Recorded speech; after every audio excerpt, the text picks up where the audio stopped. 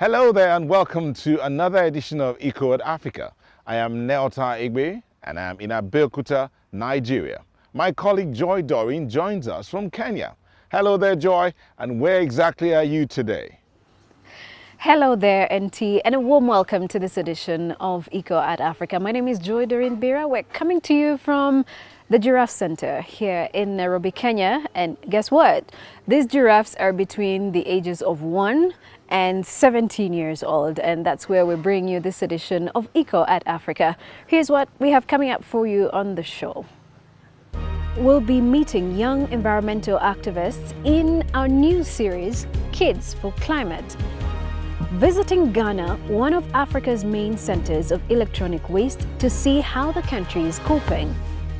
And last but not least, we'll be looking at an innovative idea drawn up by Cameroonian students to turn waste into eco-friendly coal. We start the show in the Serengeti National Park in northeast Tanzania.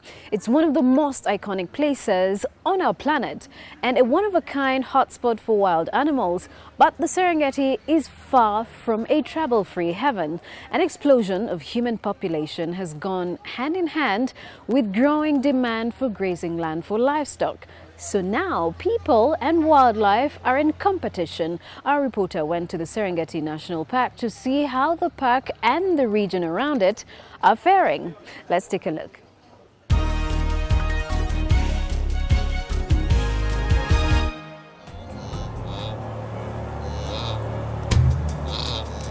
These lions don't need to worry where their next meal will come from. Millions of wildebeest, zebras and antelope traverse the Serengeti National Park every year in the largest mammal migration in the world. But the park is in danger.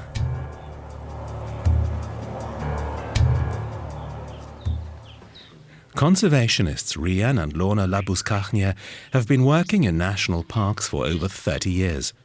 Now they're here in the Serengeti, fighting to protect its animal populations.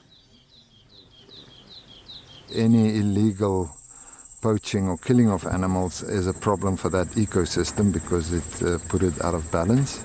Here in the Serengeti, here they use this snare method, which is devastating on big populations of wildlife. Everything will be killed. Mostly wildebeest, zebra, impala. But if they put up a whole snare line, sometimes of over 100 snares, whatever goes in there. This patrol unit is made up of park rangers and former poachers. They've collected more than 100 snares today. Most of the poachers come from villages on the edge of the park. They know how to do it. They've got years and years in experience. Animals walk into the snare and the cable wire pulls tight around the neck or sometimes around the foot, and the animal is then strangled and killed. The animals of the Serengeti know no borders. There are no fences in the park, and animals and humans live in close proximity. Masegeri Rurai lives in the Serengeti buffer zone.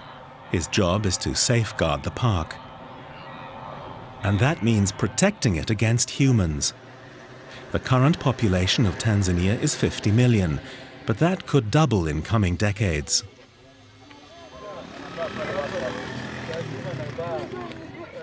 Population growth for the Serengeti means more increased consumption of natural resources. And that means more pressure for the wildlife. Bushmeat hunting and also grazing livestock. That's increasingly a big problem.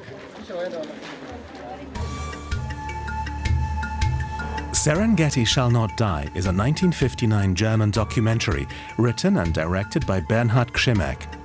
The Academy Award-winning film helped make the park world famous. Nearly 60 years later, it's more topical than ever.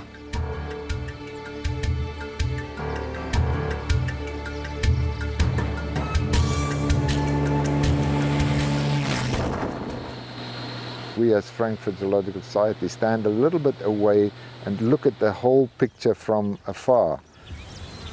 We can bring that experience to the ground and help the local management to be more effective in what they're doing.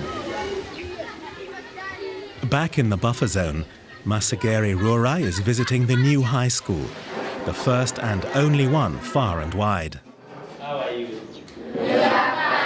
Which animal do you like most? Elephant. Elephant. Yes? Giraffe. Lion. Do you know the Serengeti is one of the wonders of the world? Yeah? Yeah, so we have to keep these animals by studying science subject. The children are eager to learn English, the second official language here after Swahili.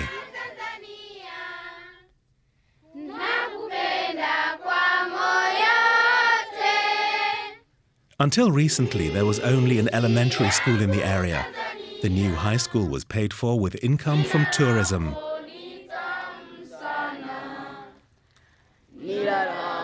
The children are also taught how valuable the Serengeti is to them and to the whole region, so it needs to be well looked after.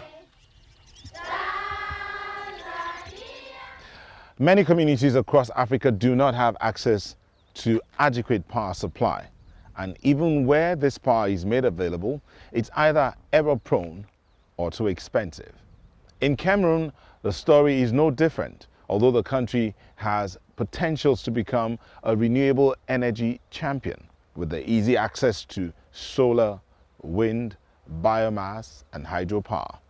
A group of young people has decided and recognized that potential, and they're trying to promote a change in energy supply for their country. Water is being heated and purified with the help of solar energy. A clever idea. Olivier Wakam is a 29-year-old engineer. He studied renewable energy at an Italian university. After returning home, he started training young people on how to install and use solar panels. 2 years ago, he launched an NGO called African Tech Solar. His aim is to promote the use of clean energy. The advantage is that the solar energy does not pollute the environment. It is clean energy, and it is also renewable. Renewable sources of energy can be used over and over again, and people don't have to pay for electricity because it is free.